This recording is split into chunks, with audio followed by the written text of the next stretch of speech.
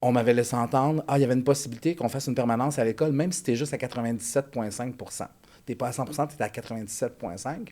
Je dis, je le prends. Puis c'était une école que j'adorais, c'était mon école depuis 14 ans, mais j'avais vraiment tous les niveaux, là, la 1 et 2, la 2 et 3. Donc vraiment beaucoup de Mm. préparation de cours. Je Oui. sortais de l'école souvent trop tard.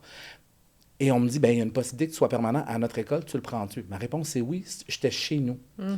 Et finalement, quand les postes ont été affichés, ils n'étaient pas affichés. Hmm. Donc, j'ai eu 2 semaines pour faire le deuil d'une école où j'étais depuis 14 ans, déménager 2 vannes de matériel que j'avais construit, que j'avais cousu, que j'avais fait avec le temps. Je pense que Pierre a déjà parlé qu'il voyait à la maison le stock qui passe. Mm. Et à pleurer ma vie parce que j'avais Ben réussi à oui. convaincre le conseil d'établissement de m'octroyer un 500 $ de plus pour visser des roulettes en dessous de mes supports à xylo pour rendre la classe flexible, pour être plus imaginatif avec les jeunes. Mm. Et je devais le visser pour quelqu'un d'autre qui allait prendre le relais. Et là, Mhm. moi, je quittais, puis je repartais à nouveau dans une nouvelle école.